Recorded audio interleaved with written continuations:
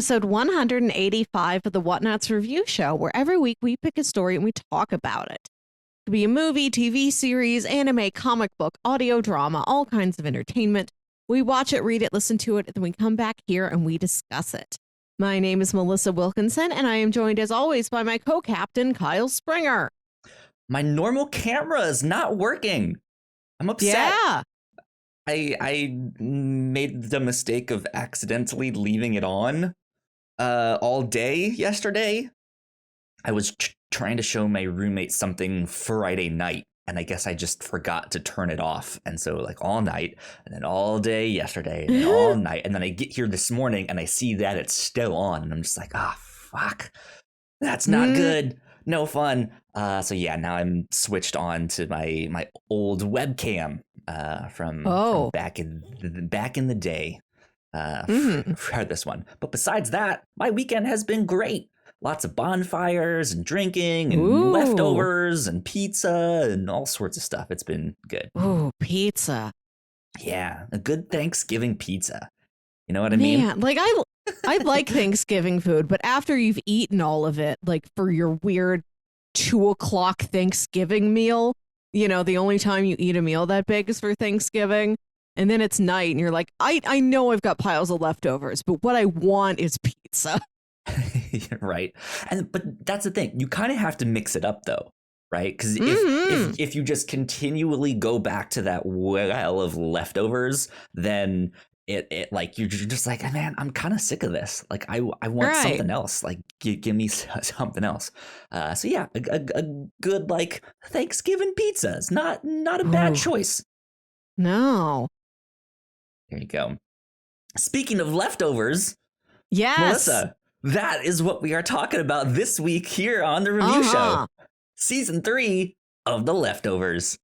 Yes, we are concluding our ongoing monthly series for the last 2 months. Normally we do this episode at the end of the month, but we always fudge that for October because end of the month, that's Halloween. You got to focus on Halloween. This isn't scary enough. It's existentially scary, but like there's not a vampire in it. So we recorded at the end of September, beginning of November, and now here at the end of November, we're here to conclude the tale of The Leftovers. Indeed. Let's jump right into kind of a brief plot synopsis of where or like previously on Lost, like what has happened so far to catch us up to where we are. Okay. The Leftovers is a show that takes place in a world where there was a day called the Departure where suddenly 2% of all humans alive disappeared with no explanation, no idea where they went. They just straight up vanished right in front of you. And nobody knows what caused this, where they went. Are they going to come back? Could this happen again? And the show started, I think, 3 years after that event. And here, where we are in season 3, it's 7 years after that event. And people are experiencing this sort of 7-year itch, they call it. And according to some biblical scholars, there's like biblical mythology that says something like this could happen again on the 7-year anniversary. So everybody's it's a holy number, right? Yeah. Everyone's real high strung, trying to expect what's going to happen on the 7-year anniversary. And our protagonist is Kevin Garvey. He was the sheriff of a small town in New York somewhere in season 1, just dealing with the fallout of this event in his town. The show really isn't about the mystery of the departure itself so much as it is about the presence of general mystery in these characters' lives and how they deal with it, how they deal with loss, how they try and find solace, find purpose, find connection after something that traumatizing has happened to everyone. And in season 2, he moved to this little town in Texas called Miracle, the one town in the world where nobody was lost during the departure. We look at that town and its citizens' mindset about that.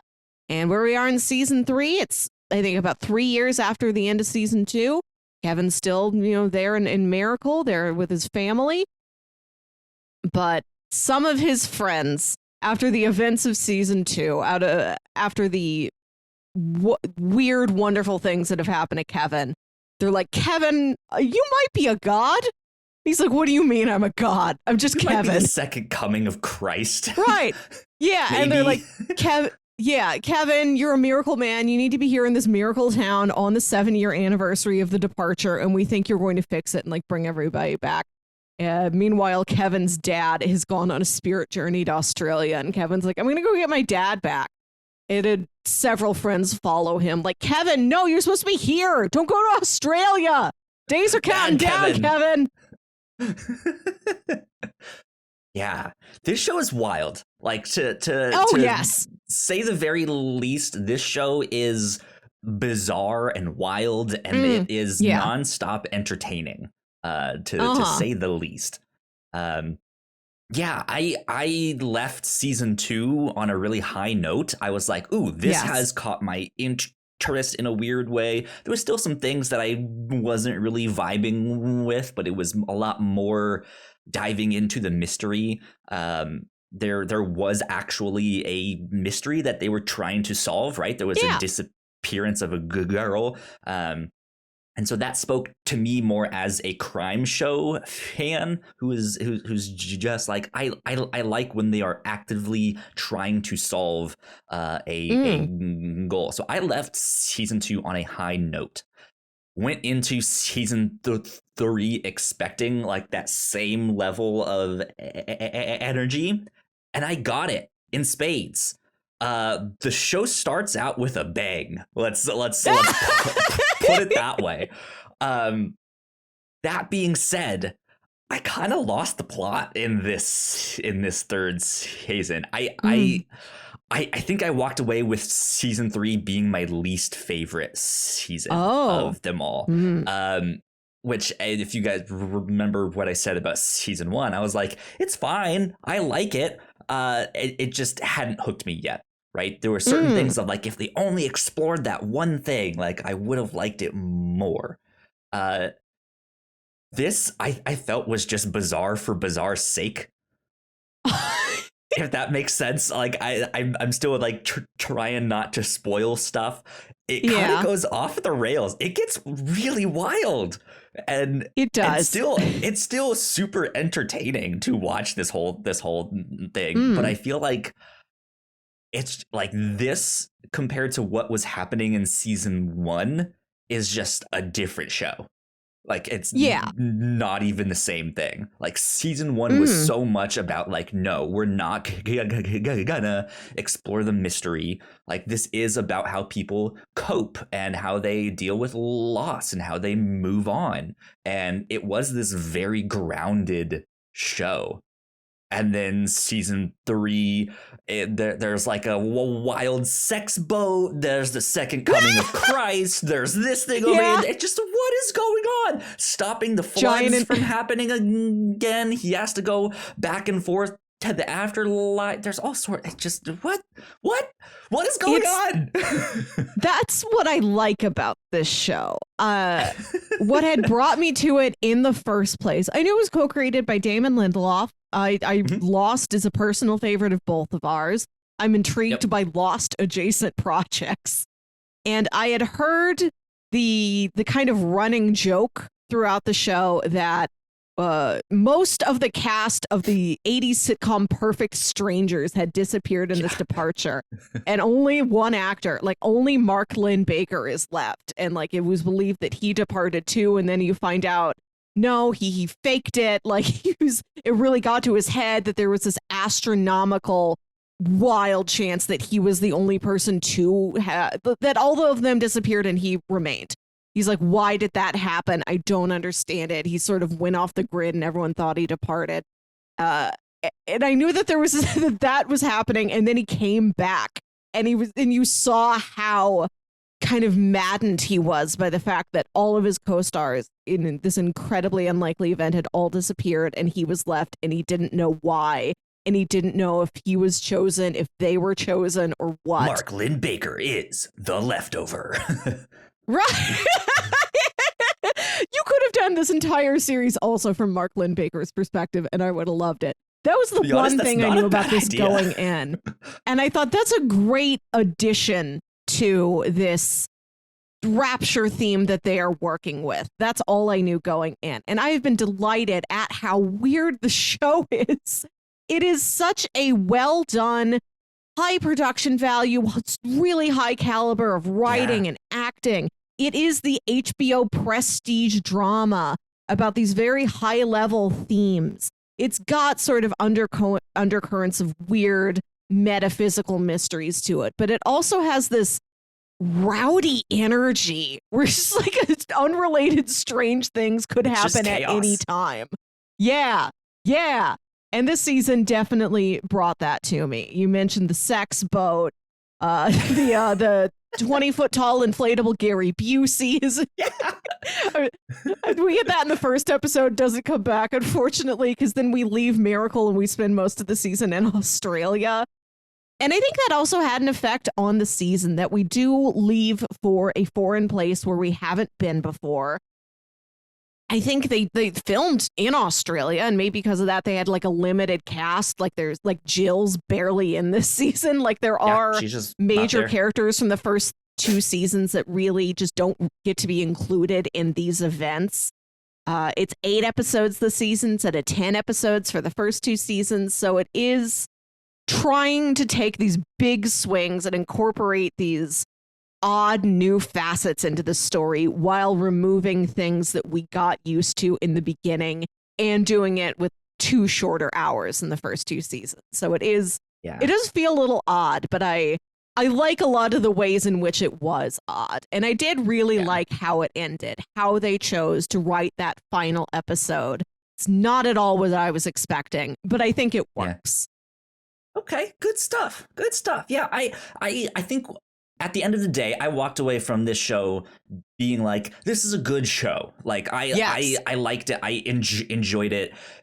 Maybe not anywhere near my favorite stuff, but regardless, it is an entertaining show. Mm-hmm.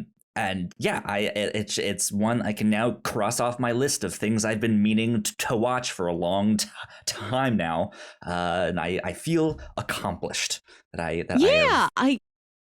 I definitely recommend it to people, especially because it is 3 seasons. It's 28 episodes. You get a lot in here, and it's not that much of a time commitment compared to longer running dramas. Yeah, indeed. Other kind of thoughts about season 3 of The Leftovers here before we get into housekeeping and spoilers? When I talked to you a couple nights ago, I asked you where you were, and you were about to start the penultimate episode, and I told you the penultimate episode of this show and the penultimate episode of Mr. Robot have got a weird connection between the two of them. Both of these finales do the same thing that I was not expecting them to do. And I think we'll talk more about that after in the spoiler section. Good. There we go. A little bit of a teaser for what's coming up in the show. But for right now, we will take a quick break to do some housekeeping, and then we will be back after that. So we will be right back. We put a lot of hard work into the shows that we make, and yes, we make multiple different shows here at the Whatnauts, and we'd love it if you would check them all out. You can find out more information on our website at thewhatnauts.com, as well as your favorite podcasting platform of choice. When you type in the Whatnauts, all of our shows will pop up right there. Just don't forget to give us a nice rating and review if you like the shows. If you want to support what we do here at The Whatnauts, patreon.com/The Whatnauts is the best place to do that. You can support us for as little as $1 a month. You can get all kinds of exclusive content at the $3 tier. You can also get a shout out and thank you on all of our shows at the $5 tier. You can support us on Twitch by subscribing to our channel at twitch.tv/The Whatnauts, and we would love to have you all join us for our live streams and talk with us in the chat. And lastly, we have merch. If you want to grab yourself a shirt or a sweatshirt or a mug or something else, go to thewhatnauts.com/store to pick up some merch today. And And we are back. A big shout out to all of our Patreon supporters, especially those at the $5 tier. So thank you, Sam. We love you a lot. We appreciate you. It means a lot. Thank you so much for supporting us for so long. As long as you have. That's awesome. That's awesome. What a tremendous benefit to us. Sam is very valuable. It is, yeah. It is. So thank you, Sam. Thank you.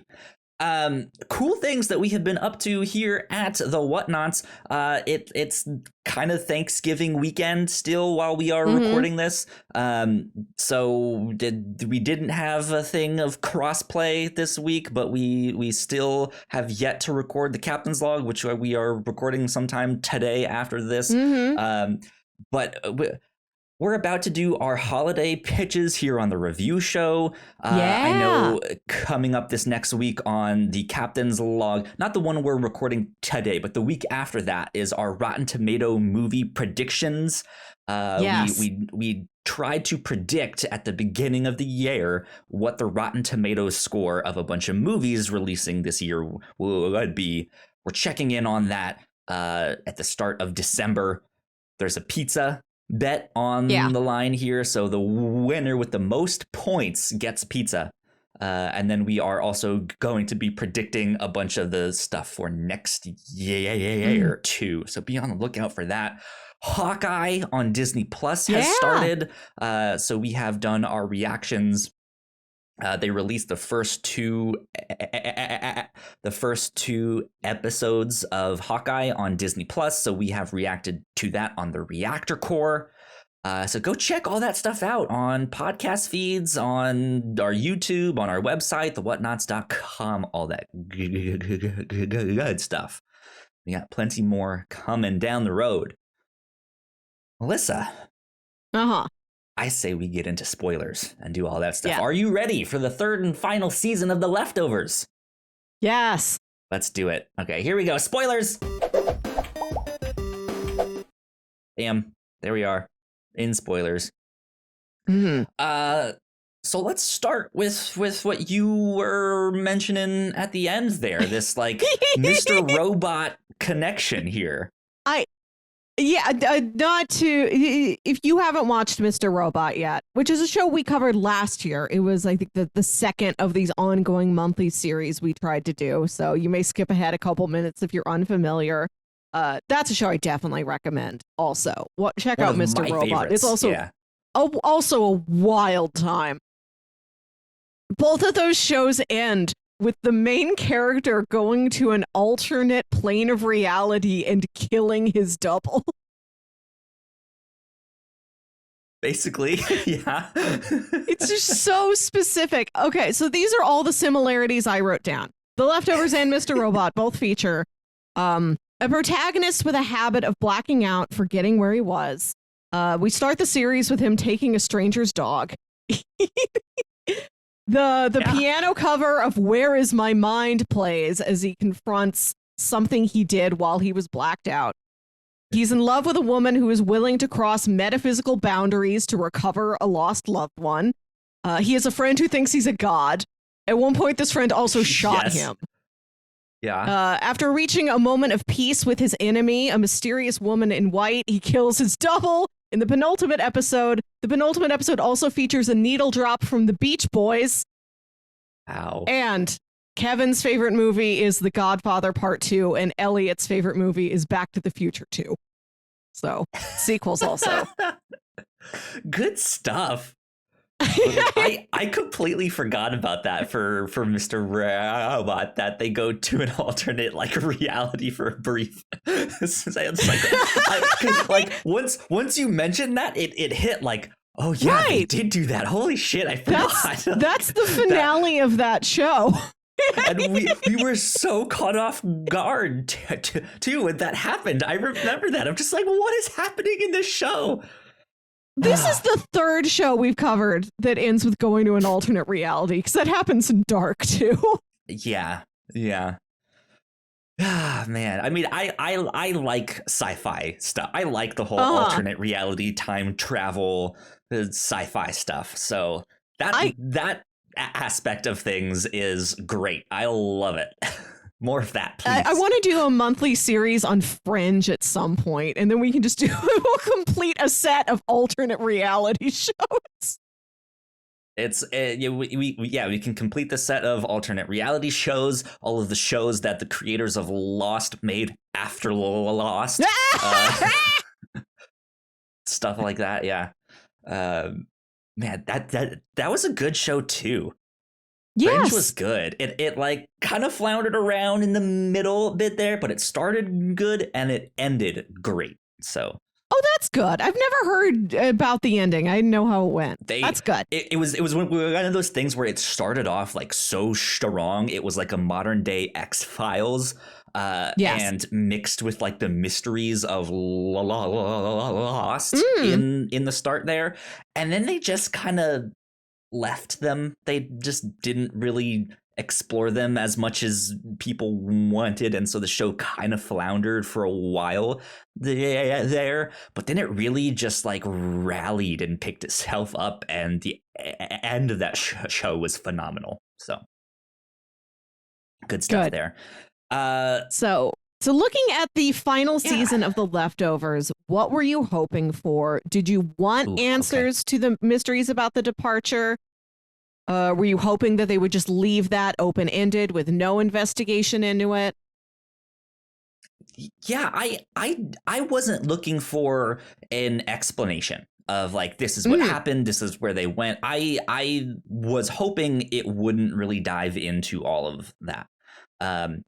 And we did kind of get an answer on this. Yeah. There's actually like 3 different realities in this show when you think about it, right? There's the like main one that we're watching. Yes. There's the like afterlife reality. Like we're not sure how real that one is, but it's a thing. And then there is this like other reality where the 2% went, or where they thought that like 98% left. Yeah. It's unclear of like, did we switch at the start and just not know it? Yeah, are they in Universe Prime and we've spent this entire series in Universe Beta or something? Who knows?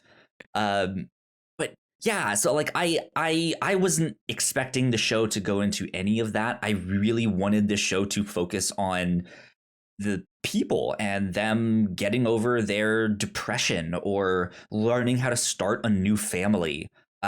Not in some cases, characters learning to forget or just not be so stuck. Right in where they are. Like, I wanted it to be somewhat of a triumphant ending in that sense of like they've finally gotten to a place where they're fine. Like they're fine with things. Like it still might suck that they don't know what happened or that, but like they've worked out their issues and they've gotten them to a manageable level.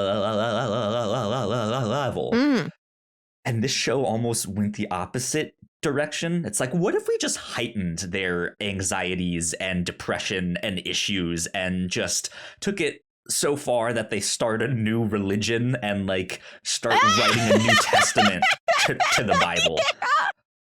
Like, these guys just go so nuts that it's just Yeah, you're right. That is this season starts with everybody is, as you said, more nuts than the last time we left them. You're not sure at the beginning. There's families that have come together that have grown. Tommy's back in town. It's good to see Tommy again, slightly. Yep. Doing, not being off in a weird cult situation. It's like, oh, Tommy's part of the main story. We leave him almost immediately, but for like an episode or two, there he is, and isn't that nice?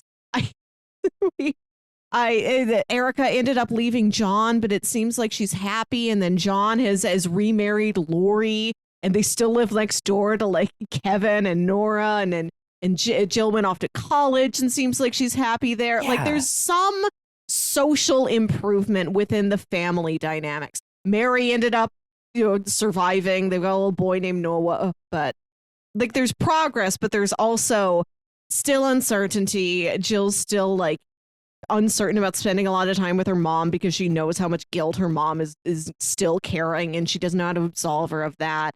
Mary feels stifled by Matt telling her like Miracle is a miracle town, and if you leave, you're going to get sick and fall into a coma again. So please don't leave town. And she ends up taking off like, I can't do this. I want to go home. I want to see my family. I want to see my parents. Like, I'm going back to Mapleton. Follow me if you want, Matt. Like, there's rough stuff happening. And yeah, Matt and John and Michael are all these like disciples of Kevin, the book of Kevin they're writing. Yeah. Matt is handwriting it, which is the wildest part of it to me. He's not even typing it out. He's hand scribing it in a leather journal. No, man. Yeah, so I like this is one of the things that this show has a habit of doing, which I think I walked away with just I don't know I necessarily like it, that there are these time jumps in between the seasons, which that I don't mind, but the fact that the social dynamics of things and the locations are switched up so much that every season is kind of a new show, right? Where from season 1, we're in Mapleton. We learn all of these family dynamics. This guy used to be married to her, but she's in this cult, and they have this kid, but there's this other kid that they have. He's over here. And then we get to season 2, and we start following a whole new family. And it's in a whole new location halfway across the country. And then the family we know from season 1 eventually comes in, and it's now both of these families. And then in season 3, the new family that we started following in season 2, they're so distraught at what happened that they have broken up as a family. They have now like remarried to other characters we already know in the show, and they have been for like a year or two. Like, what happened there? Like, I don't understand. And it just it's so jarring that it's just like, who is like, I feel like I have to relearn these characters, especially John, right? Because like he was so different in season 3 that I almost don't recognize him, and so I felt like each season was its own new thing, which it kind of is. But I think at the end of the day, I left that just being like that almost took me out of the show. Like, I felt like I had to restart and go from the beginning there. So I understand that. I think it works for me because the nature of the trauma that everyone has experienced is so great that if this show had a tighter timeline where one season did take place much more promptly after the end of the first season, after the end of the preceding season, if this took up less time, I don't know if I would believe the progress as much. Like, this show takes 7 years after the departure is where we end. We start at 3 years after, we end at 7 years after.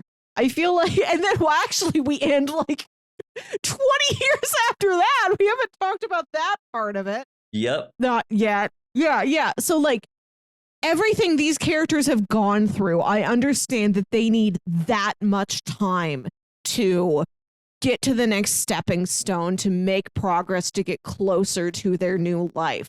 This isn't a show that could be like 3 seasons and each season represents 1 year and the years are all consecutive after each other. Like, that wouldn't have.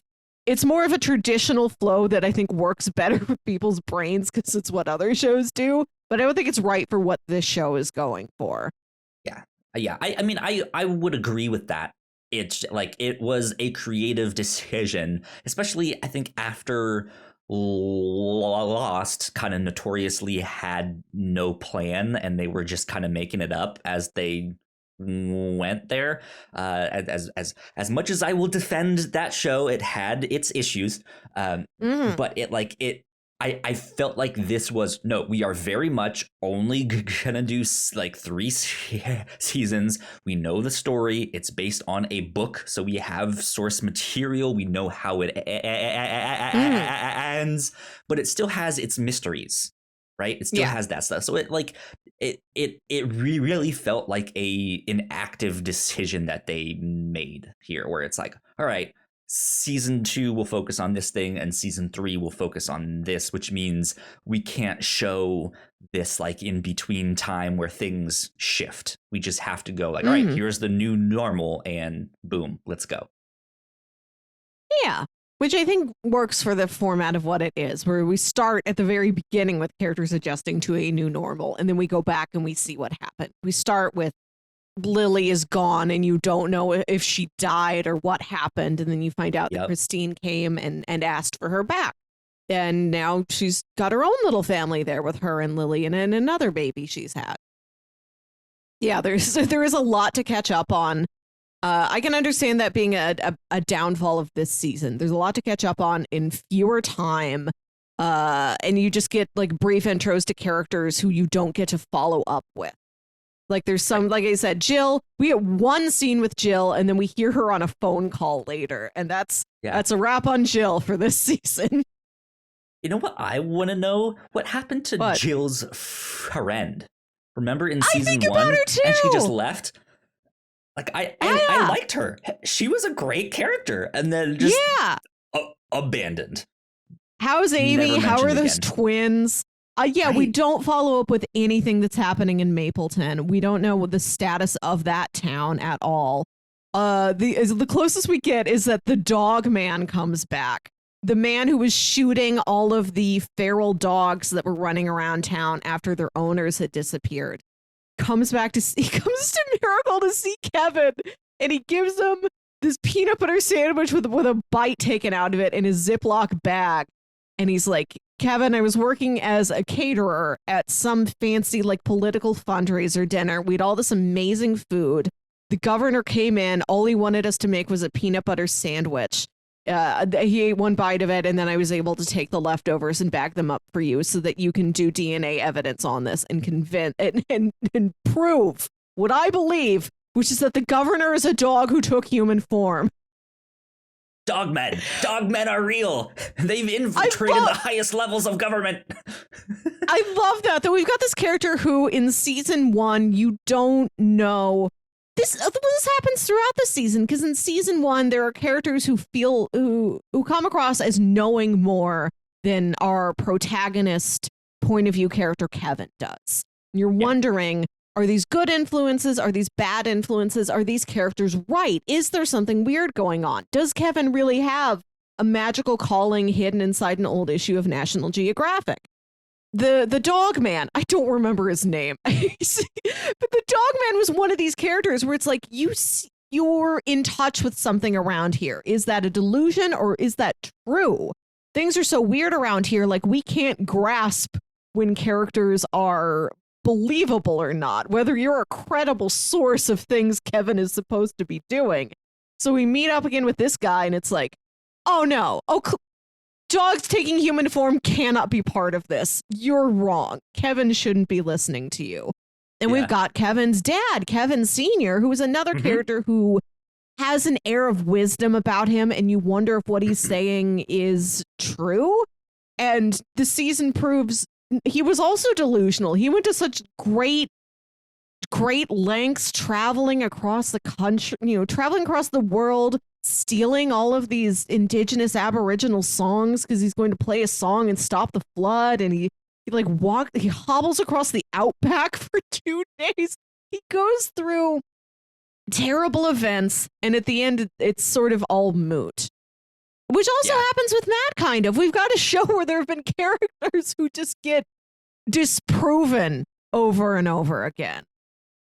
Yeah, I mean, I think it's a heightened sense of reality with those characters, but it is a thing that when people are dealing with a traumatic event or the loss of a loved one or just a a complete life change, right? Mm-hmm. People will latch on to things, whether it's good for them or bad, and they will believe in it wholeheartedly, and sometimes it's to their detriment, right? Where it's Yeah. just like, you've gone so far, you are doing these things that are crazy or insane, and it's just like, what? Mm-hmm. You need to stop, dude. Like, this is hurting you and other people and all this. Or yeah, it's just like, okay, well, it's not really hurting anyone, but it's just like, it's so sad to see this character stuck in this one thing, right? Like, it's just, yeah, lots to deal with.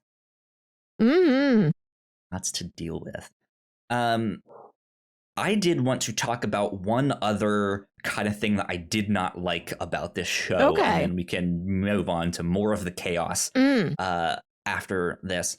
How did you feel about the opening credits in season 2 and 3?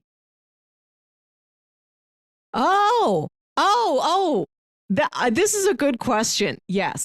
So as season compared 1 to season 1, because they're season 1 different.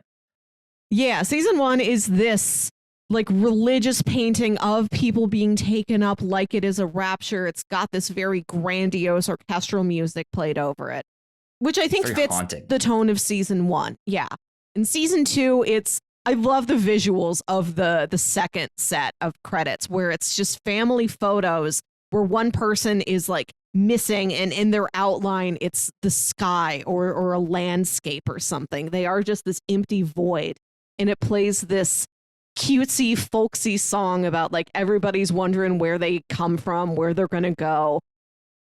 Again, fits season 2 where we're in the small Texas town. Yeah. That's not the song that they play. That'd be wild if that was the song. God, it ought to be. And it's because in season 3, they keep the visuals from season 2, but they change up the songs. Like they'll play the theme song to Perfect Strangers over one. They'll play in the last, they changed it up a couple times depending on like what the episode was, what its tone was, who it was following.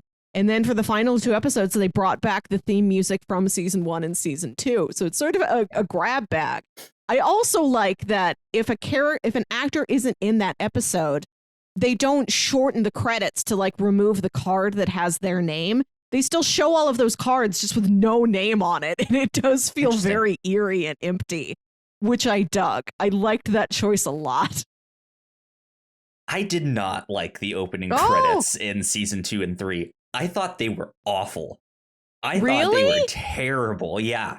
I can see why season 1's credits maybe were at like knowing where the show goes.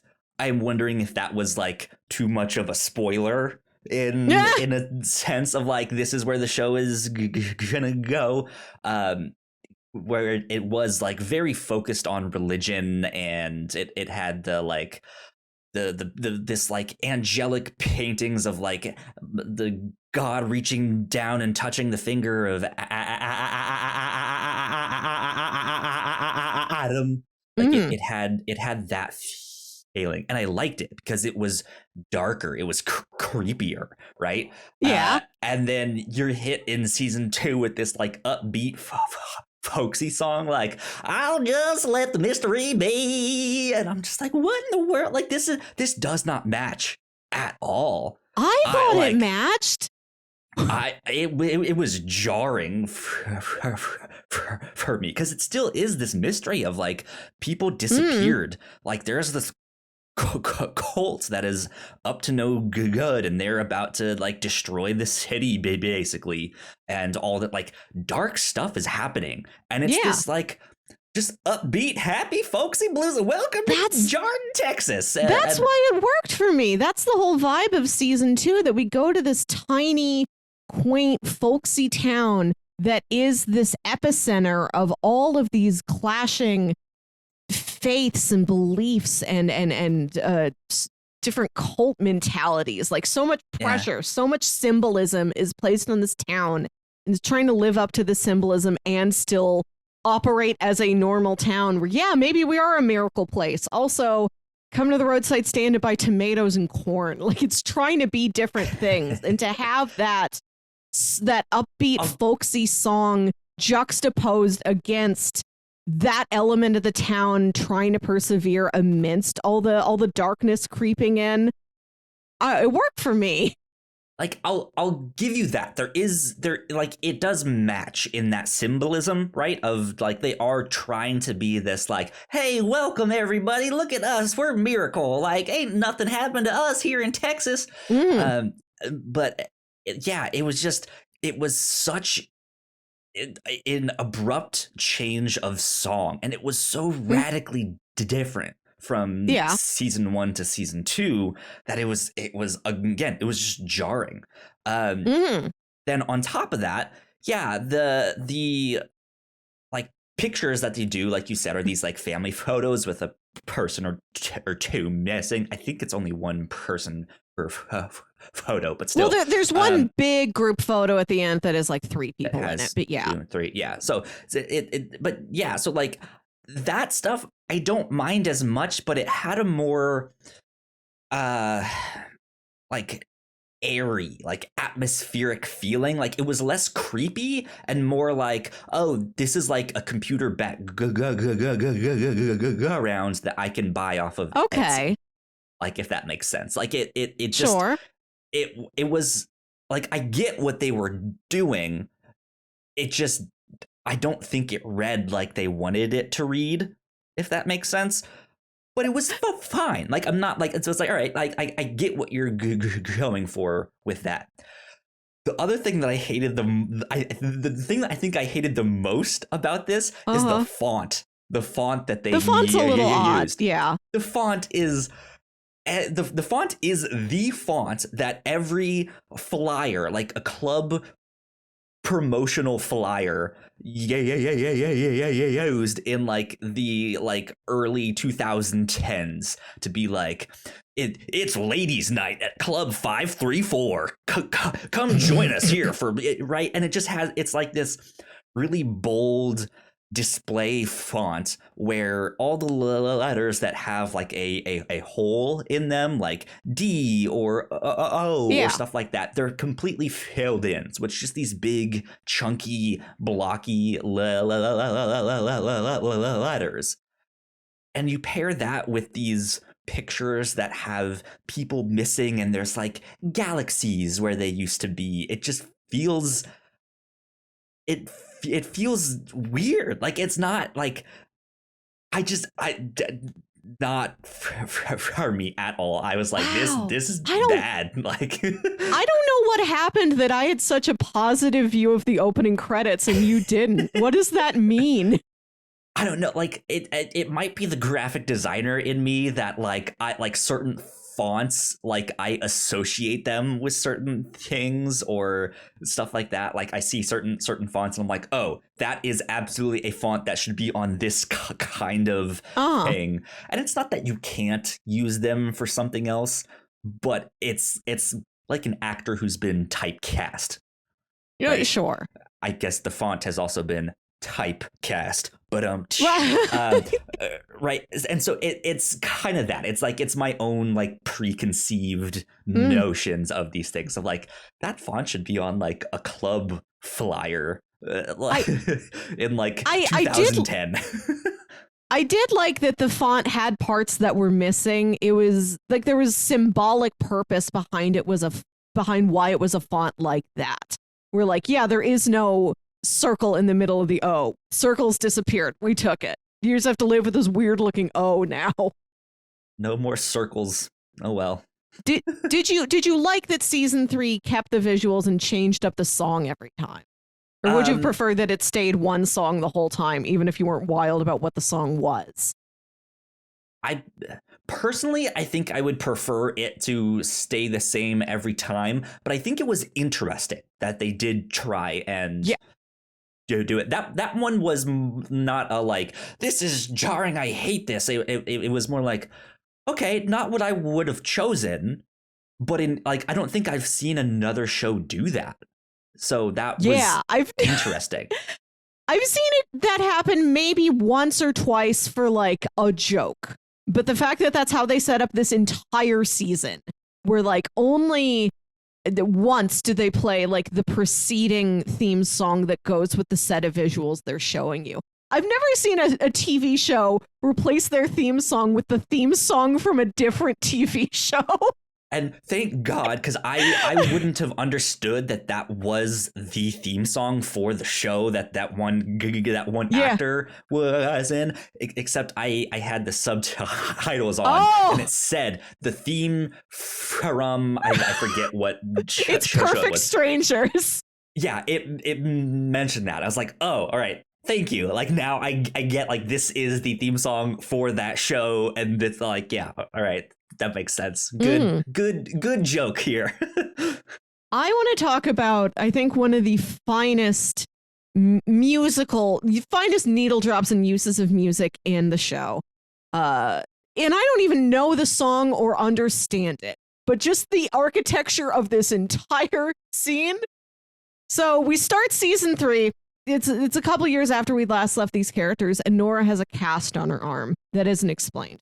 And in like episode 2, she gets the cast off, and we see this like dark mark on her arm underneath. Looks like a tattoo. And I'm like, is that the Wu-Tang logo? But Yep. she covers it up really quickly. And so we don't know. We don't have confirmation. And then like later that episode, she goes to visit Erica. The one Erica scene, we got Regina King in for 10 minutes. This is when we have her. And Nora's talking about how she got a tattoo of her kids' names. And then like immediately after she's done with the tattoo, she like plays the situation out in her mind. For the rest of her life, people are going to look at that too and be like, oh, is that your kids' names? She's like, yeah. And it's like, oh, how are your kids doing? How old are they? And she's like, well, they departed. Like she's going to have to keep telling that sob story over and over again. So she panics at the last minute, points at some design on the wall and says, just give me that. Just put that right over it. She didn't know what it was. Right. She said she thought it looked like a phoenix. So she shows Erica this tattoo and she's like, do you know the Wu-Tang band? And Erica's like, it's the Wu-Tang Clan. And she talks about how she like she panicked and got this tattoo, and then she was embarrassed about the cover-up tattoo. So she slammed her arm in her car door so that she could get a cast over it and hide it for like another month. God, I think what I'm gonna do for the short video that we put like on Twitter and is our like Google short thing or YouTube short thing is just be like, all right, this is the chaos that is the leftovers. Yes, this is what happens. It's just gonna be a bunch of like random clips of right. like, do you know the Wu-Tang band? To like 20-foot tall Gary Busey here, and then this thing, inflatable Gary Busey. We need like a master cut of like the leftovers out of context. But so after Nora tells Erica the story. She's talking to Erica like, we start the season with the guilty remnant. We've got Liv Tyler. We've got Evie there. They're in like where they've taken over the Jarden Welcome Center and they get bombed. So those characters die. That's a series wrap on Liv Tyler. Yep. Goodbye. But so now Evie, like she faked her disappearance. She left her family. She did this terrorist act more or less, and then she dies in an explosion, and Nora's like, how do you deal with that? How are you coping? And Erica's like, I bought a trampoline, and then we go outside, we're playing what I presume must be a Wu-Tang song, but I don't know it, and in slow motion we have that playing while it's just Nora and Erica jumping up and down on a trampoline, and it's such a weird but victorious scene. Yes. It's like, it is victorious because it is and should be this like joyous, happy moment of just the simplicity of jumping on a trampoline, right? Like feeling you go up in the air and just be light and just like having no burdens or worries and stuff like that. But both of them are oddly straight-faced. Like there's no Oh, joy. they're serious. Right. Yeah, they're doing this so intensely. They're jumping up and down on that trampoline. These two are like 40-something-year-old class actresses. So highly regarded in their field. We're going to put them on a trampoline. Yeah.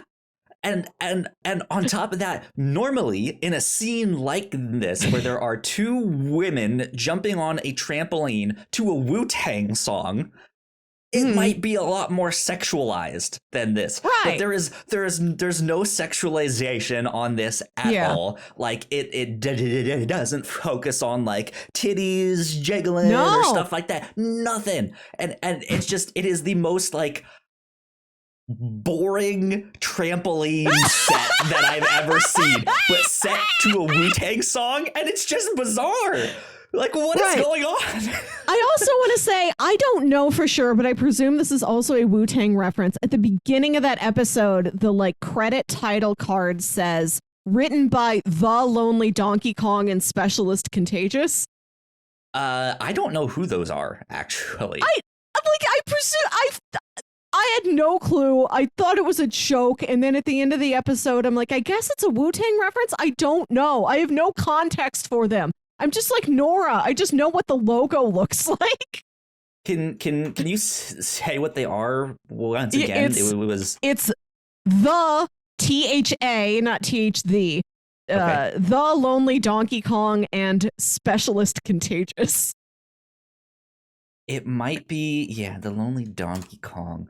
The Leftovers pop culture references are so good. This is from the Vulture. Oh, good. Thank you, Vulture. One from Reddit here.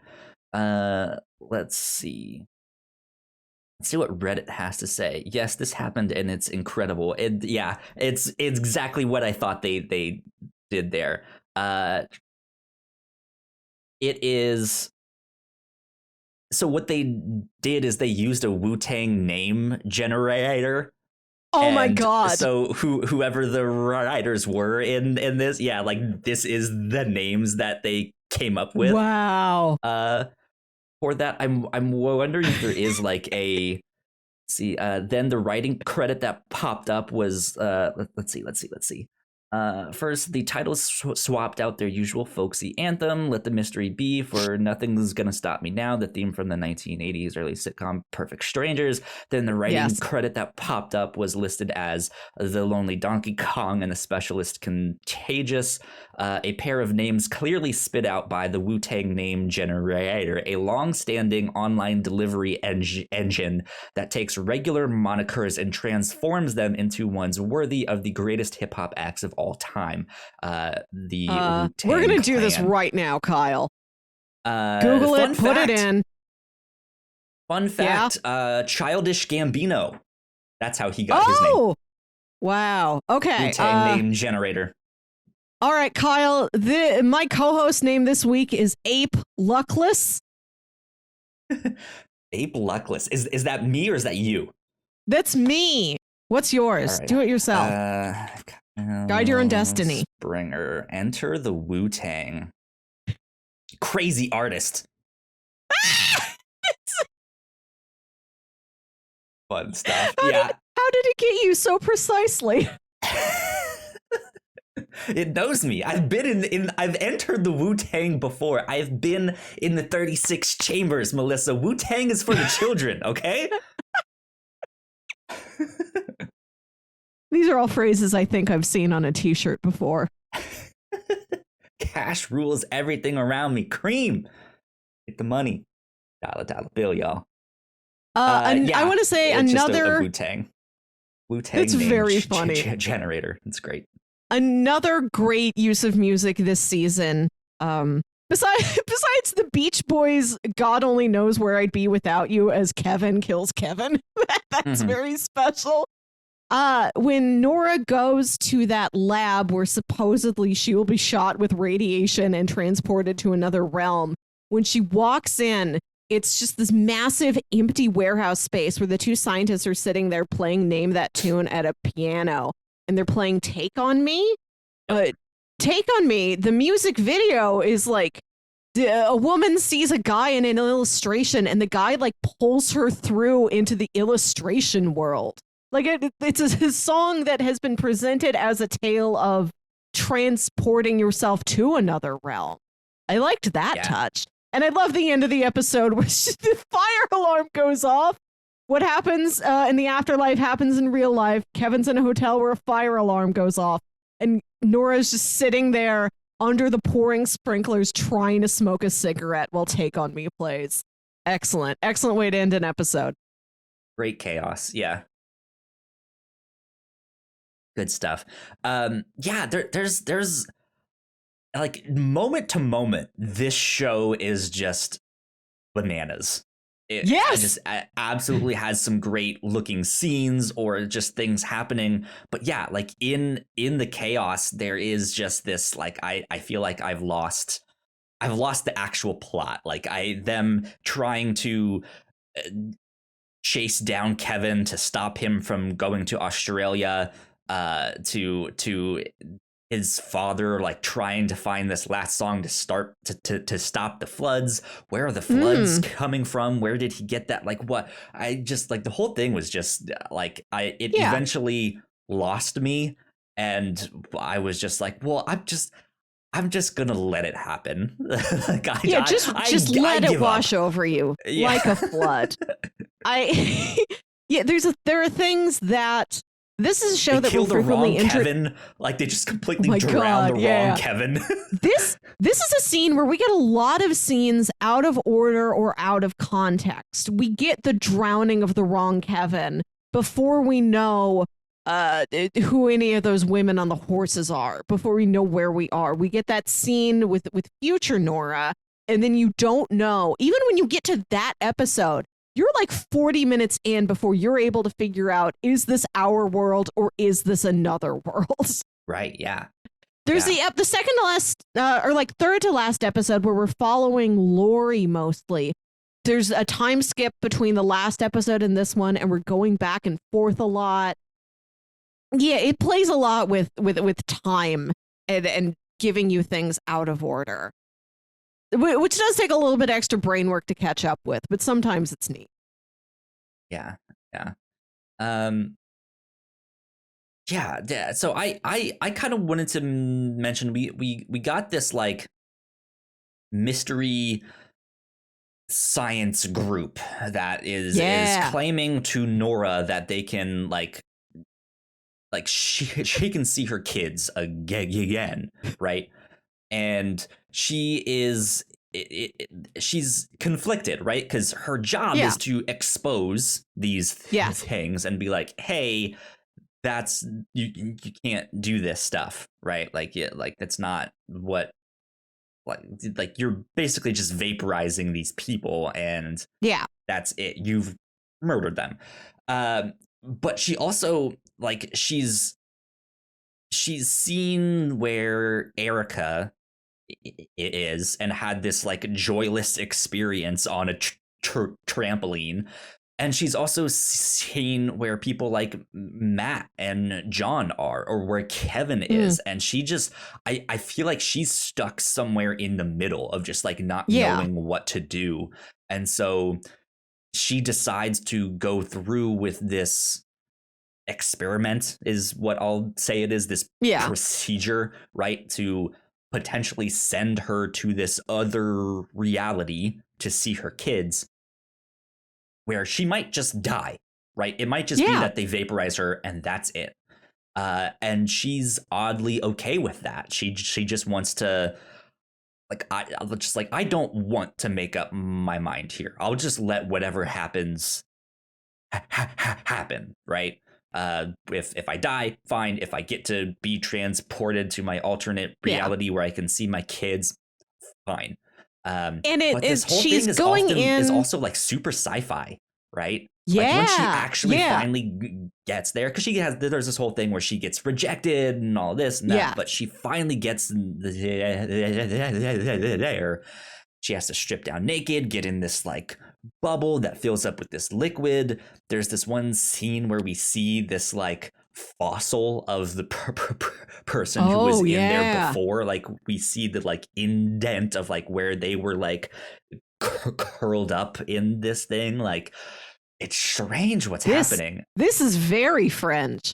My favorite part of this little storyline is I love the scenes where it's Lori and Nora and Matt in the van staking out those two physicists, trying to spot if they're frauds or not. I think that's a really great combination of characters to throw together. I want to say I like that this season put a little bit more weight on Matt and Nora as siblings, which we've always known that they are, but that they don't play up that angle very much. And it's also nice to see that Nora and Lori are pretty good friends. I like that there's no animosity between them as Kevin's ex-wife and his current long-term girlfriend. They get along well, and I appreciate that. They've all kind of been trauma bonded in weird ways. They're like breaking up their original families and then like forming new ones in the same circle that they're in. It's all this like, it's not incestuous, but right, it feels like this like oddly incestuous relationship where everyone has gotten with everyone. I love that there's just like one big family tangle at the center of the show. Yeah. My favorite bit about these is that they're sitting in that van, they're spying on these two physicists who you find out like live together and are an item. Like you were watching them through the window and it seems like they might just be roommates, and then they kiss. And Nora's like, there they are. There are those scientists. And Matt looks through the binoculars and he's like, the scientists wore lab coats. I love this. I don't know if it's supposed to be like Matt himself making a joke or if the show is like, yeah, Matt believes that scientists always wear lab coats even in the privacy of their own homes.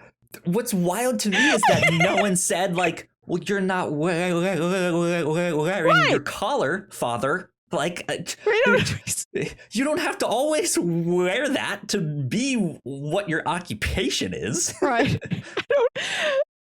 I love it. Yeah, and I love when, like, I think those scientists are leaving in a car and they're like, oh, we might be seen, duck. And all three of them duck at the exact same time. It's such a Scooby-Doo moment. I love it. It's good. Good. I guess what I wanted to ask then is like, where do you feel like, especially with the whole religious aspect of stuff going on here, where did you feel like did that feel like a logical, I mean, I guess it's not, like that's a weird question to ask, but like what was your take on that whole side of things, of having these like three disciples basically follow Kevin around making this New Testament? I thought it was funny, and I think it makes sense. We look at season 2, a season where Kevin died and came back to life twice. And I appreciate that the show has characters that know that, and characters that know that's really weird. Like, that's not supposed to happen. How did you do that, Kevin? What do you mean you like died and went to this afterlife hotel and then you had to karaoke your way back to life? And then the more Kevin talks about his life, the more they see other things that are also perhaps significant in a supernatural cosmic way. Like he talks about how it's Tommy's 25th birthday in episode 1. And all the guys are sitting around. It's like Kevin and Matt and John, and they're all talking about, what were you doing on your 25th birthday?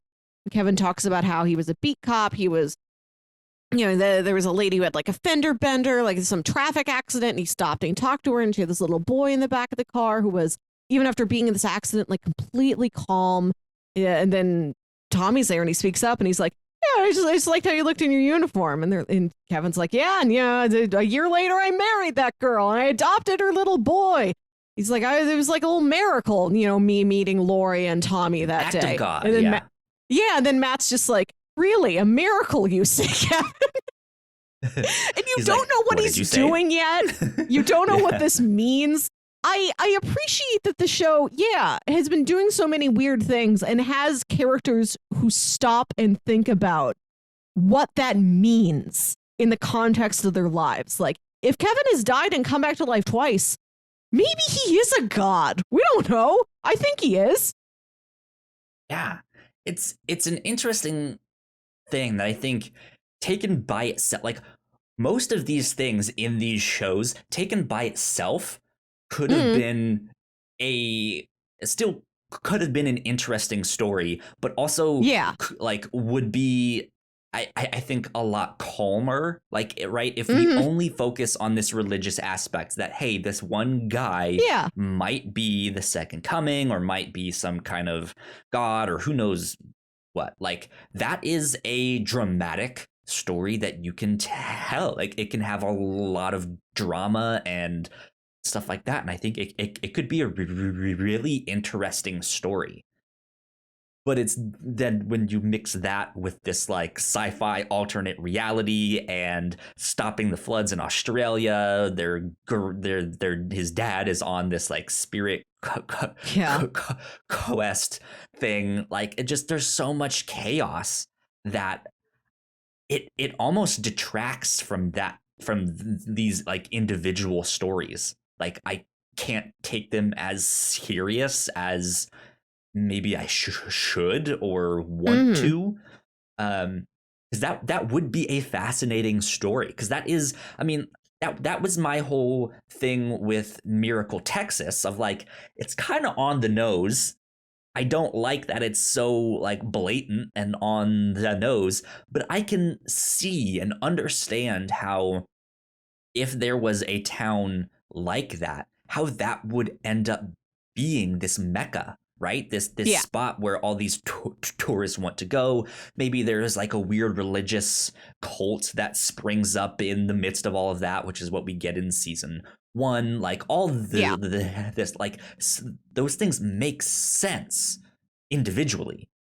But when you start stacking them, it's just like, whoa, all right, hold on here, guys, this is a lot. Like I understand. Yeah, there's so many elements of this show that you could focus on just that. You could focus on just the guilty remnant, or just Kevin returning from the afterlife and his friends believe maybe he's a god. You could take any individual element of it and do 3 seasons on that alone, and it could also be a very highly regarded drama. Absolutely. Like I said, what I like about this show is how it just keeps throwing all these things in. I kind of like when it's stacked. It maybe loses some of the dramatic impact, but I like the comedy of impact of, well, welcome to season 3. There's a 20-foot-tall inflatable Gary Busey in the center of the town. Nora's got this Wu-Tang tattoo. Kevin's friends think he's a god. Just layer it on. Build me one of those giant shaggy sandwiches out of leftovers plot elements. That's what I want. Yeah. It's this whole thing is a wild show. But so it is. when we you mentioned there's this scene that we see Nora like 20 years down the road. Yeah. It takes us like 40 minutes to realize, all right, no, this is the same universe, but it's 20 years down the road. Last time we saw her, she was being like swallowed up by all this liquid to go in this thing. It almost looked like at the very last second she was going to be like, stop, and like stop the whole thing. Yeah. How did you feel? What were you thinking when she revealed that, no, the thing worked? Like, I actually went to this other universe that was like mostly abandoned. Almost no people live there, but I got to see my family. I got to see my kids who are now like young teenagers, and my husband is now with someone else. Like, what was going on in your mind when she revealed that? I liked the ambiguity of the final episode. I liked that I didn't know where or when we were until deep into the episode. I dig purposeful ambiguity like that sometimes. And I appreciate that they chose to give us those answers through, not by showing them. I like that we were told and not shown. That the climax of this show is like a 10-minute monologue from Nora. Basically. The show hinges so much on her, and this is the final episode. It's so small. We see Lori briefly, but other than that, it's just Kevin and Nora and some assorted new players that they're around in this little Australian town. It's like 25 years in the future. They've got old age makeup on. They both look great also. The makeup effects on those two, I think they looked really believably appropriately like that age, especially for this episode being just about those two. Lots of like tight close-ups on their face. The makeup did well. The performances were incredible. I liked what the final episode was. It's such an odd choice, but I like that it is a show with so much going on, so many elements. They're like, for the finale, we're going to narrow it in to just the two, like our two main players, their relationship with each other, how they searched for and found peace in their lives. Let's narrow. We've been so macro. Let's get real micro here at the end. Yeah, I think what that did, I'm glad they did that they told us about the stuff rather than showing, because at the end of the day, right, it's not about like, let's discover an alternate reality and go there and explore and find out, it is about the emotional states of these characters and how they dealt with that. And I think for Nora, at least, we get that kind of full circleness, right, where she does get to go to this alternate reality. She sees her family one last time. They don't know it. Like, she didn't speak with them, but that was her choice. Like, she saw them. She saw that they were happy. She saw that they had a new family. Like, they seemed good. They seemed fine, and that was enough for her.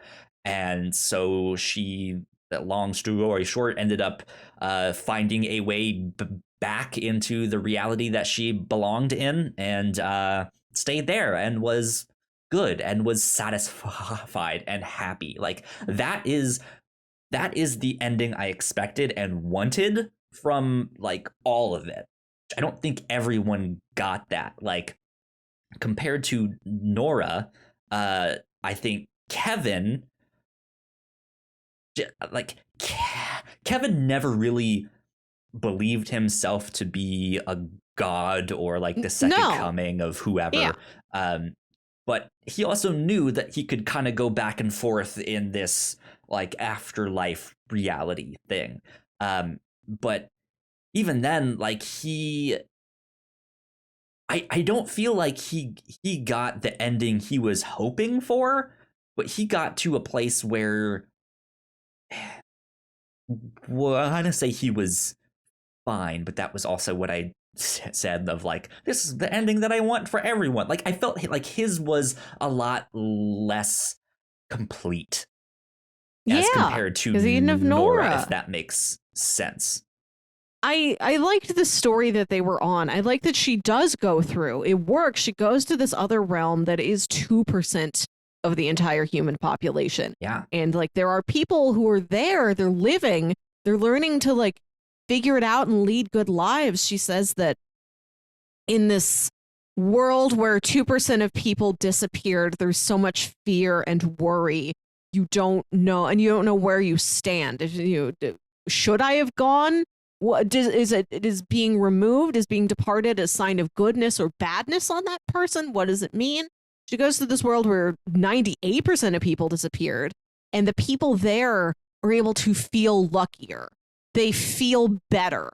They're probably just as confused and hurt, but they're able to feel like they were chosen. Like they are lucky. It is a benefit that they are still alive and that they can still, like her ex-husband and her kids still have each other. Like there is happiness that exists there. It is desolate because so few people are there, but I think the lives that people lead are good. And she mentions that, so she crosses over the border in Australia, where this experiment was, just to figure out how to get to New York. I like when she mentioned that there are barely enough pilots in like the 2% of people who disappeared. She's like, I could have taken a plane. Planes work over there just like here. There's just not enough staff for them. And there's this almost dreamlike time dilation that she goes through because it takes so long to do anything. And she never gives us a number. We don't know if it took her 5 weeks or 5 months or 5 years to get from Melbourne back to Mapleton.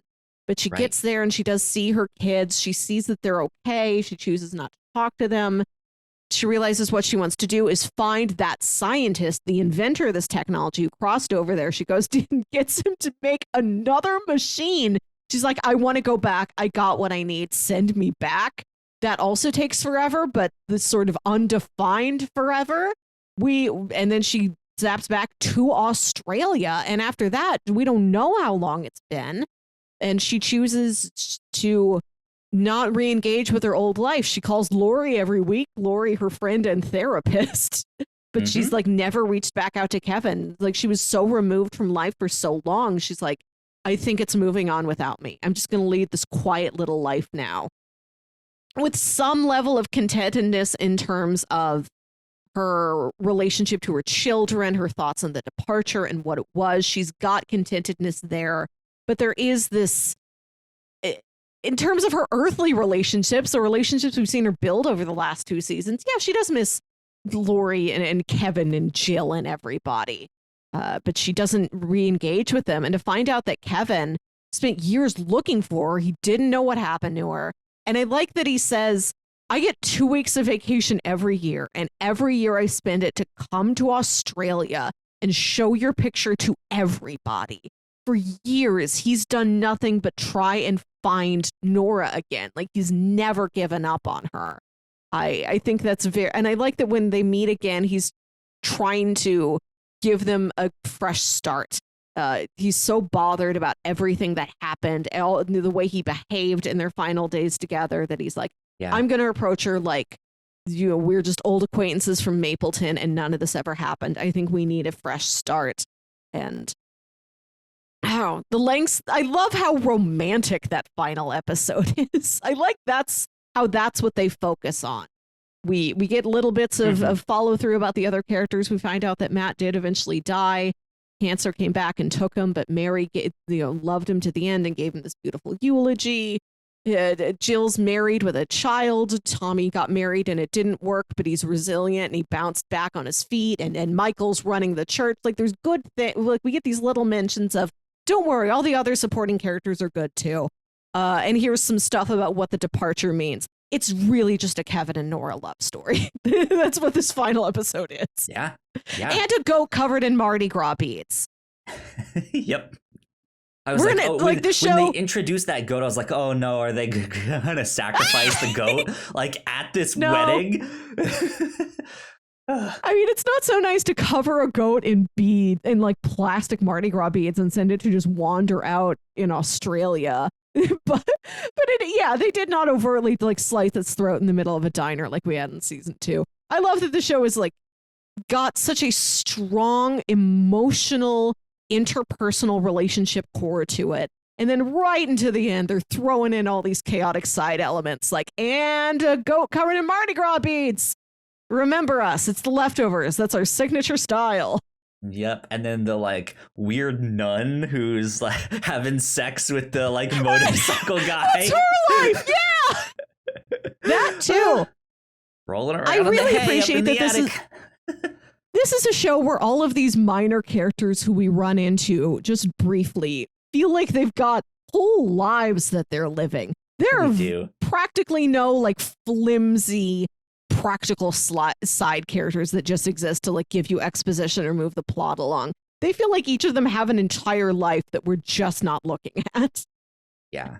Like I'm super fascinated by the fact that this scientist went to the other side and then has just been chilling there. Like, yeah. What's he up to? What is going on with that whole thing? Because yeah, if it worked, if it sent him to this other side, yeah, why wouldn't he make another portal? Like, he somewhere along the line decided to actively like, I'm not gonna make this until Nora shows up 5-10 years later. Yeah. Who knows, right? And it just baffling to me that they could solve this.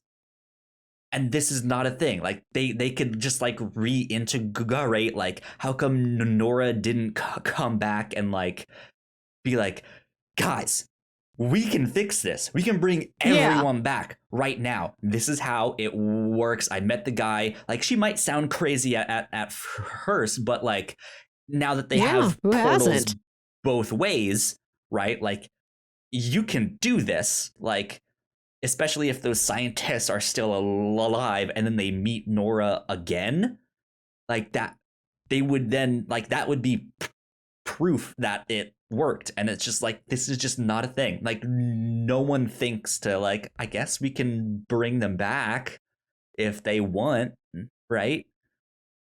Yeah, I don't know. Yeah, but she just, doesn't. Like, there's it's just so her much secret. fascinating stuff with that. That's like, yeah. What's going on? How'd she convince this guy? What's her? Yeah, she is the one person on Earth who has this knowledge, and she's seemingly never told anybody. Maybe she told Lori in a therapy session, but Lori's not telling anybody else. Yeah, weird stuff in that show. Mm-hmm.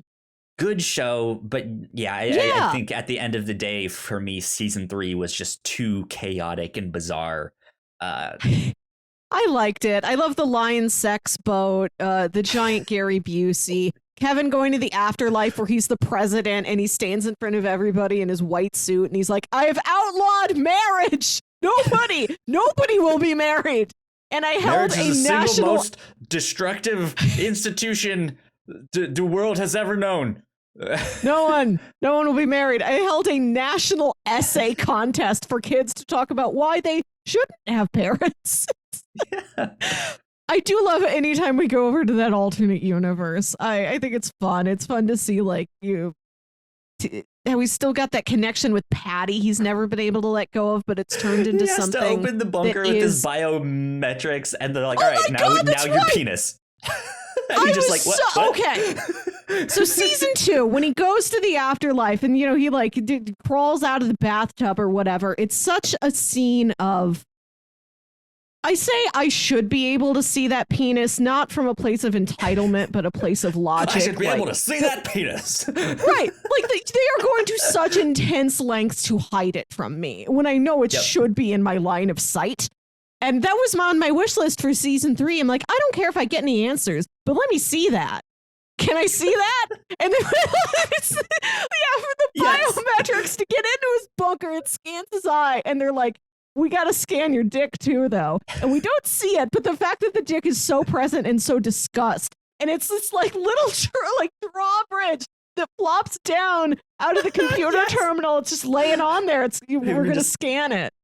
Flop it on. Flop. I liked that it was, like the show was aware of, I think this was a show that was very aware of what your expectation was. Like thinking about the pratfalls. What? What? Finish your thought. We have another scene to discuss after this. Like thinking about the pitfalls of Lost and how it was a show that had a plan at the beginning, kind of circled back to it at the end, but in the middle spun their wheels a lot and introduced things that never paid off. Lost was the show that spent an entire episode explaining the backstory of Jack's tattoos, which nobody really asked for and nobody was interested in when it happened. We've got Justin Theroux walking up here covered in tattoos, never discussed, never mentioned, never explained. At one point, I think Lori says one of them is misspelled, which is talking to Matt and John about of course Kevin's not a god. He's such a normal mortal man. He has a misspelled tattoo on him. Would a god have that? That felt like an intentional nod back at Lost, and this is a show that felt like it was aware of what you were expecting, and it's like, we know you all wanted to see Justin Theroux's penis. You're not going to, but we're going to talk about it at least. No dick for you.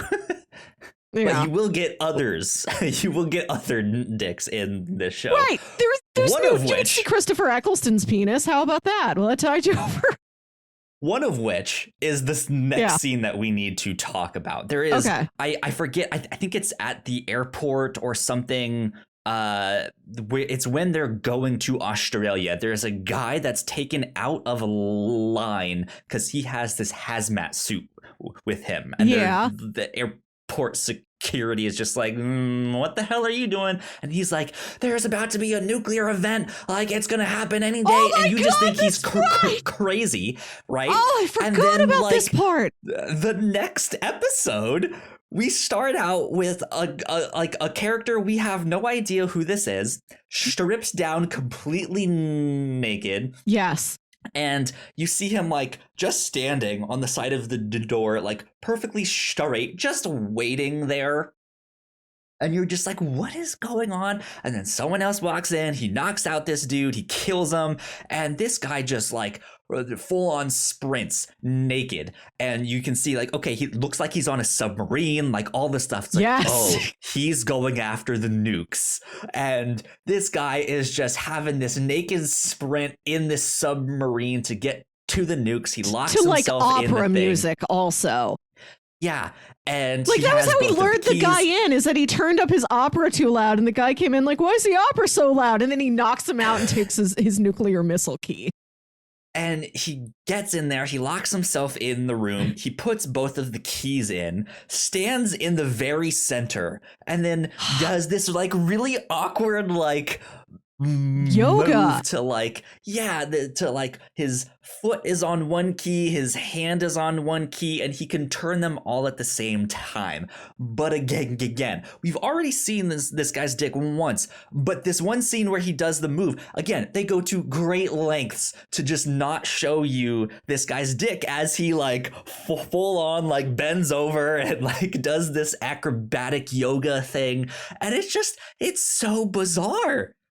And there's almost no explanation. And then, he launches the nukes and that's it. The nukes go off. And it's not something that we ever really discuss beyond that. Like we see it in like a news thing. Yeah. And it's just it like, exists that's it. Only to like add an obstacle to the characters' journeys where like they can't like international air travel is halted because, or like at least in that area, in that hemisphere or whatever, it's halted, and that's why it's just an obstacle. Like Matt has to go to a friend who flies like charity supplies, like, oh, there's been a natural disaster, here I am, here's all the food and blankets for people. Like he has to get that guy to fly him to Australia, and there's like no plane that they can use to get from one side of Australia to the other. That's why they have to get on the lion sex orgy boat. Like it just exists to set up other obstacles. It is not a plot point in itself. Yeah. So there's a nuclear event, which means they have to get on a boat where there's this lion sex orgy. And then from there, they have to go save their friend, who they think is the second coming of Christ, to go back to Miracle, Texas, where no one got disappeared. And like, right. This thing is an acid trip. This whole show it is. I love it. Bonkers. I also want to say that this orgy they go on, it's a human orgy that's just lion themed. There's a lion there. Nobody touches him. He's just like in a cage as like a place of Apparently honor. It's a true story. I think because there's an actual song about this thing. Yeah. Like, I don't know. That was wild. Whatever. I loved truly wild. And a word we've said 20 times in this episode, but that's what The Leftovers is and deserves. I liked that. I like that there's so much tense, dramatic conversations going on while there's just like a vigorous hand job just out of frame. Like they're in the middle of it. People are walking around in fuzzy little lion ears and a tail and like pasties and nothing else, you know? Poor Matt is to be in the middle of this. I love whenever they throw Matt in over his head. I like that we get one episode like that each season where it's like Matt confronts gambling, Matt confronts violence, Matt confronts an orgy. Just throw him in there. Watch him crawl his way out.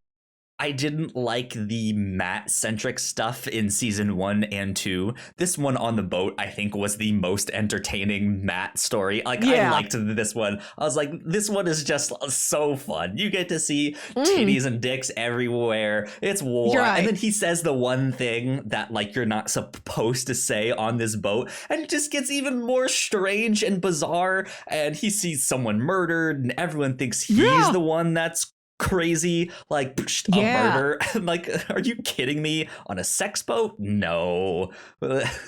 and then it turns out like he's the one sane one, and then a lion murders someone at the end of this. A lion murders God. Yeah, a lion eats God. That's the end of the episode. And then Matt's like, well, if God's not watching me, I'm not gonna be so fussy about my behavior anymore. Matt weirdly ends that episode in a better place than where he started. He's got a stronger grasp on what he needs to do in life. Right. Just the whole thing is just bizarre. Mm-hmm. It's weird. But that's this whole show. I truly enjoyed the ride that was The Leftovers. It was what I thought it was, and so much more than that. This is a really special show just for how much it throws in there. And even if it gets a little crowded and unwieldy, I'll take it for all these moments of unique strangeness that I could get nowhere else. Yeah. We watched the finale, season 3 of The Leftovers, and oh boy, this was not what I expected at all. Uh-huh. It was good. It was a journey. It was a wild ride. Yeah. Lots of good stuff. Indeed. Melissa, I say it's time we check in on bingo to see if we have any of that stuff. Let's see. Let me pull up my bingo card. I don't know if I have anything. Nothing stood out to me either. Yeah, I am still missing a superhero fight through a building. You throw an object and off screen you hear a funny sound effect, and no time to eat breakfast. I felt like I would have had no time to eat breakfast at some point this year. That one's been eluding me. Did we get a courtroom scene in this one?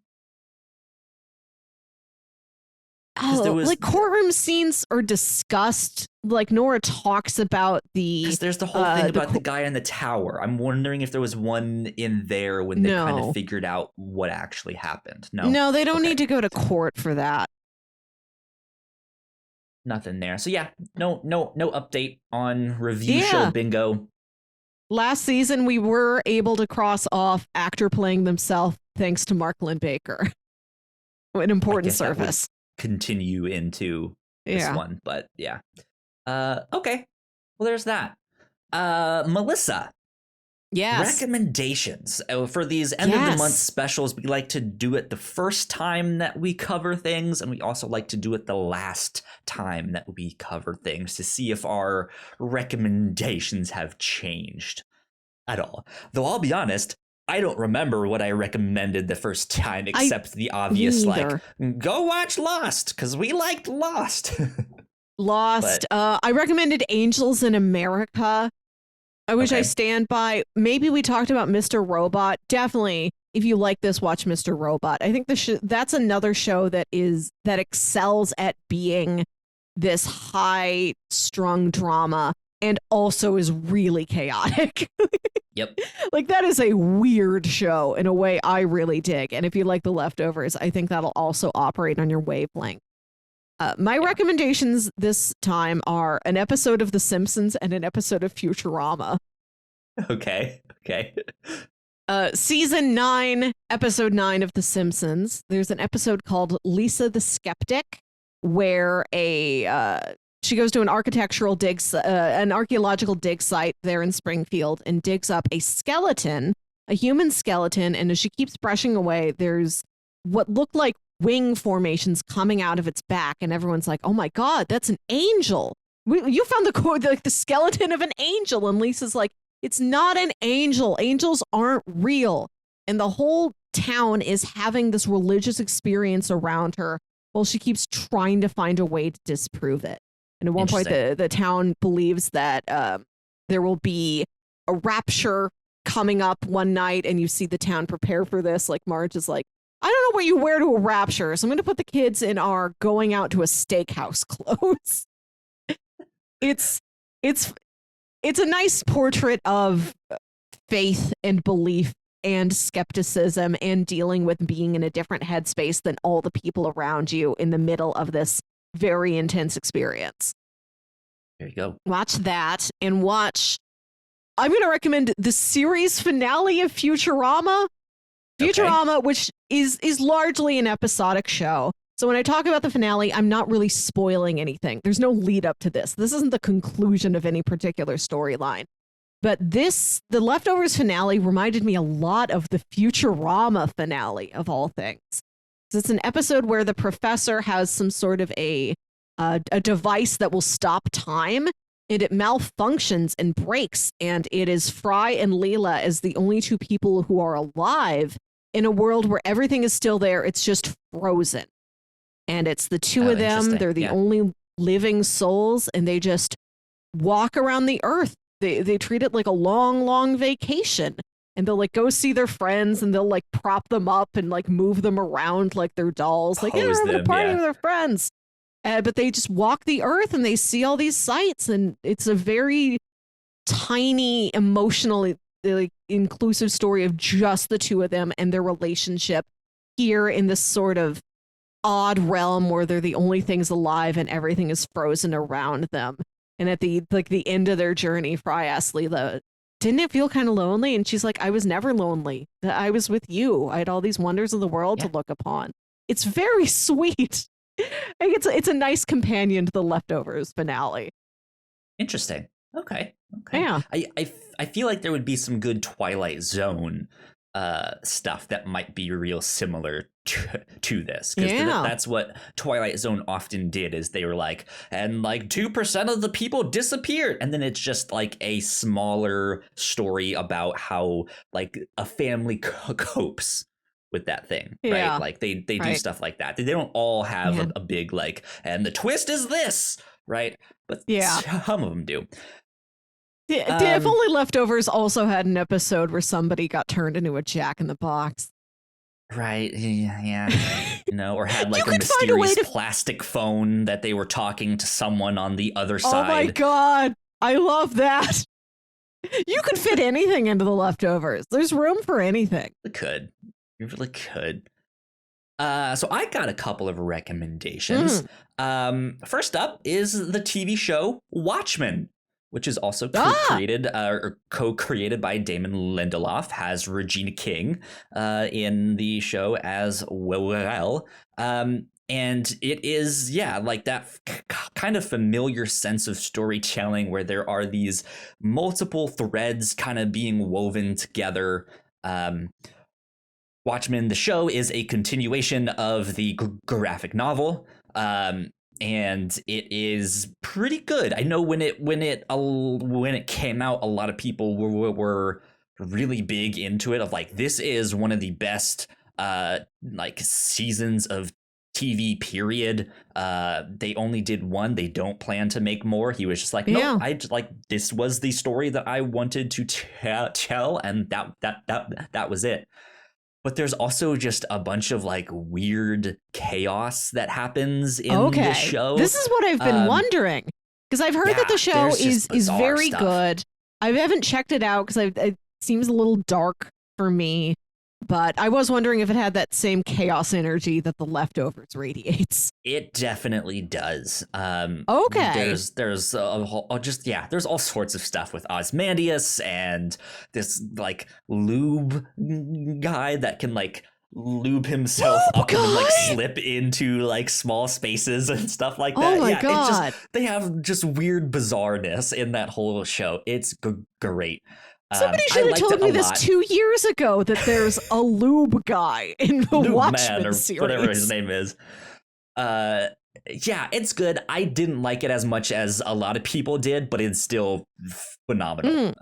So I recommend that. There's the show that I covered on the very first review show thing, The Path. I may have recommended this in the first one. I don't remember. Maybe you did. If you liked more of the guilty remnant side of The Leftovers and you want to follow a cult and what it's like to be in one and the nature of faith and belief and institutions that either are good or bad, and the structure and purpose that they provide for people and how that can change people's lives or perspectives, The Path is a phenomenal show. It's only 3 seasons. It's on Hulu. It stars I always forget his name, Aaron Jesse Paul. from Breaking Bad. Yes, Aaron Paul. This is, I think, the show that he did after Breaking Bad. It also has Hugh Dancy, who we saw in Hannibal. Yeah, like I think that's a great show with very similar themes. There, you're about to say something? I Hannibal reminded me several times in the show we've encountered a story that goes to a place where you have grown up or been in your home state of Virginia. This is the first time I think anything has brought us to St. Louis. When Nora has to go meet with Mark Lynn Baker to learn about this experimental procedure, he says, meet me at this hotel in St. Louis. So happy. MLB and the STL. Good stuff.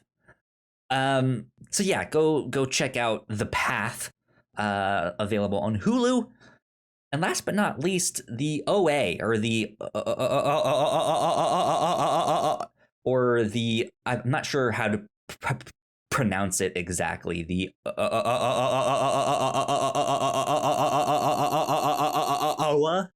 I think, is maybe how you pronounce it. But this is about a girl who disappeared and then mysteriously came back 7 years later, is no longer blind, and doesn't really like to describe what happened to her, and you kind of have to piece it together yourself. But it also kind of this might be minor spoilers a little bit. It also plays with this idea that there is like an alternate reality kind of thing there.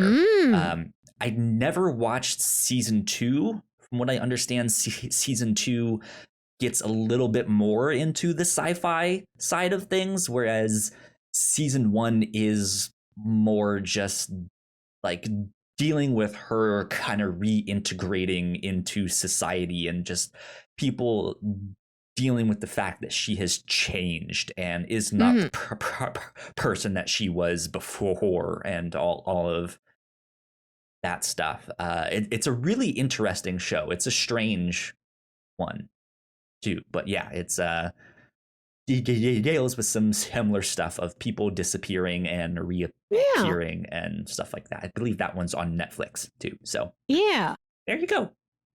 Those are the shows I would recommend. Okay. Good stuff with that. Melissa. Yes. We will start our next end of the month series in January. I don't have something picked out yet, but I will very soon. You and I will discuss that. I'm hoping at our like end of the year retrospective, we can announce what that is, and then have all of winter break and all of January to watch and or read that. I'm hoping it will be a manga. I'm still trying to pick some stuff out with that there, but we'll see. We'll see, because we've not done a manga for these end of the month things yet. So I think that would be a good thing for us to do, but we shall see. In the meantime, though, the rest of December is usually when we do holiday-themed picks or winter-themed picks and stuff like that.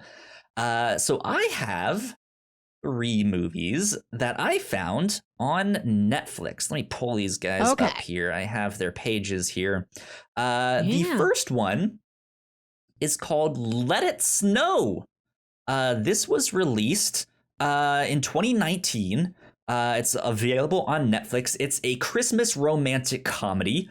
And it is apparently based on a young adult novel of the same name, written by Maureen Johnson and John Green and Lauren Miracle. So this seems more like a teen-centric rom-com. Kiernan Shipka, I believe is her name, who was in Mad Men. She was the kid. She was also Sabrina Sabrina Okay. in the Netflix show. She's in this. Shamik Moore is in this. I don't remember the actor's name, but the guy that plays Ned in Spider-Man, he's in this. Jacob Batalon. Yeah, it seems more like an ensemble cast about these teens kind of finding love and romance and partying and just figuring out who they are and what they want to be and what they want to do with their lives. According to Wikipedia, it says on Christmas Eve in Laurel, Illinois, Julie Reyes runs into rising pop star Stuart Bale on a train. Oh. He mistakes her as a fan when she tries to return his phone to him, to which she takes offense, despite his apologies. After the train is stopped by snowed over tracks, Jolie gets off to walk home. Stuart joins and offers lunch at a local diner called Waffle Town. She I want to go to Waffle Town. Yeah. She reluctantly agrees and also saves Stuart from a group of fan girl cheerleaders. She reveals to Stuart that she got accepted to Columbia. Her mom is deathly sick, but if she delays leaving, she'll also lose the scholarship. So it seems like there's a bunch of stuff about these kids like trying to figure out who they are. But it had a very different vibe from like the other like Christmas romance comedies that you might see out there because it was more teen centric, if that makes sense. So that's that one. Let It Snow on Netflix. Pitch number 2 is one you may have seen in your Netflix recommendations recently because it came out this past November. Love Hard on Netflix. This is also set in like the Christmas holiday time, about a woman who matches with someone on a dating app, hasn't met them yet, and decides to surprise them for the holidays. So she goes to see them. Turns out she's been catfished by this kind of Joe Schmo guy. And so she storms off, goes to this local bar, ends up seeing the guy that was in all of the pictures that she was catfished with.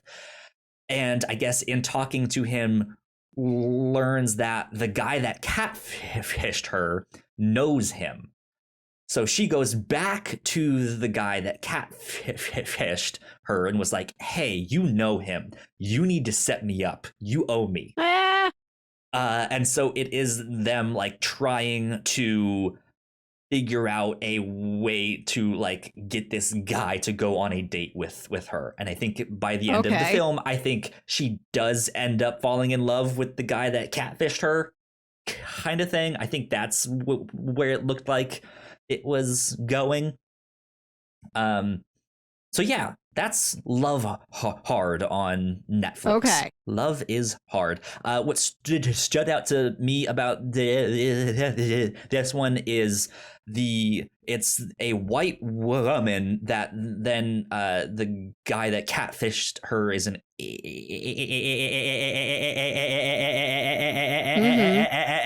Asian guy. So it is him and his whole family there. So it's an I'm looking Asian this up on Netflix here. now. Starring Nina Dobrev and Jimmy O. Yang. Yeah. So I thought that one could be interesting. With that there. That's pitch number 2. And pitch number 3, this is also a 2019 Christmas rom-com. This is directed by Leslie Small, and it stars Romany Malco, Shaniqua Martin Green, a bunch of actors that I'm not familiar with. It's a majority, I think, all-black cast, but this is about a hip-hop radio DJ with the nickname Rush. And okay. he What's ends the up name of this movie? You haven't said the name yet. It's called Holiday Rush. Okay, And this is thank also you. available on Netflix. Yeah. He is a widowed hip hop radio DJ that loses his job at the station when it is bought by another company that switches to a pop format. He and his 4 children have been accustomed to living a privileged life as he was like the big star there, right? So they are forced to downsize and move back into their aunt's house where they lived previously before they became wealthy. It seems like he kind of develops a romantic relationship with one of his assistants, I think, that used to work for him or used to work with him at the radio station. It looks like they try to start their own radio station, but it's also this story of like these kids were used to being rich and stuff like that. So they kind of have to like rediscover as a family what Christmas means and stuff like that. All of that there. So that is Holiday Rush. Pitch number 3. So number 1 was Let It Snow, pitch number 2 was Love Hard, and pitch number 3 was Holiday Rush. This is an interesting set of pitches from you. These feel like the first one feels like a Disney Channel original movie, and the other ones feel like Hallmark or Lifetime Channel stuff. Right? Yeah. Yep. There's a lot of these like rom-coms that are like set in holiday times, whether it be Thanksgiving or Christmas or stuff that really have nothing to do with the actual holiday. Like you could tell this exact same story in the middle of June, right? And it'd be the exact same thing, but it's just the fact that it is set during the winter time or these holidays that it just makes it more cozy, right? It makes it more just like, oh, there's candles and things. Yeah, candles and things. Good old candles. I love candles, you know. So I've been looking these up on Netflix. How do I click it so that it just tells me about the movie and doesn't like play it? Stop playing things at me. I'm here to learn. This is a scouting mission. I just went to their Wikipedias. That's what I did. I've looked over these. The only one. Okay, so on Netflix, it like gives you genres. It gives you this movie is, and then it lists some adjectives. I think out of the 3 of those, Love Hard is the one that seems like it's the most overtly a comedy. So I'm going to go with that one. Okay. Love Hard. I think it was the one that Netflix said this movie is funny. So I'm like, that one, please. I think this is also a nice companion to us having watched Love Alarm earlier this year. We'll get another look at a dating app story. Yeah. I don't remember where I've seen him. I know I've seen Jimmy O Yang in something, and he was charming. I'd like to see him again. Interesting. Yeah, he plays a character named Josh Lin, I believe, in this here. Let's see what his IMDb says. Wait, you might not find it. Maybe I heard him on one episode of a comedy podcast, which you're never going to find on IMDb. That's the trouble. Looks There's like so many people I know I Rich Asians. Yeah. Have not seen. He was probably on A Comedy Bang Bang, and IMDb unfortunately doesn't list those, even though it's my main method of learning who people are. IMDb, they won't tell you if you heard that guy on a podcast. Haven't watched Space Force yet. Silicon Valley. You didn't pick it the one time. Haven't, no. Fresh Off the Boat. Have not. Trying to find other things that I've seen. Apparently he was a voice in American Dad. For like a smaller character in that. I don't know. Yeah. Not helpful, but good to learn. Agents of S.H.I.E.L.D. He must have had a side character. Haven't seen there. Agents of S.H.I.E.L.D., but these all sound like fine credits. Like you said, I probably know him from a podcast. Maybe. Which isn't... I can't wait till IMDb adds that feature where you can just list individual podcast episodes a person has been on. And I'm like, oh, that's what I know you from. You were on My How Did This MD Get Made one time. My IMDb page would be so much more full if I could put all the podcasts I've been on. Oh, well. Cool. Yeah, so that's what we will do this next week is the Netflix romantic comedy Love Hard. Mm-hmm. Yo, that's what we will do for this next week. Yeah, I'm excited to check this one out. 'Tis the season for holiday rom-coms. The season. Good stuff. Well, yeah, with that, I think that wraps us up for this week. So, Melissa, where can the people find you on the internet? You can find me on Twitter and Instagram at Wilkywit. That's WILKYWIT. And listen to my other podcast, Saturday Morning Obscurities, show where me and my brother Jams talk about weird old kids shows you feel like only you remember. Our latest episode was our Thanksgiving special, watching the movie We're Back, A Dinosaur Story, where they do arrive in New York City the day of the parade, and they crash the parade, and John Goodman Dinosaur sings. Hell yeah. Good stuff. If you guys want to follow me, I am at YoKyleSpringer on Twitter. If you guys want to stay up to date with all of the stuff that we do at the Whatnauts, we are at the Whatnauts on Twitter. So please go like, share, and subscribe. That would help us out a ton to spread the word and all of that stuff. Yeah, that wraps us up though. This has been number 185 of the Whatnauts review show. We will see you all next week. Bye. Bye.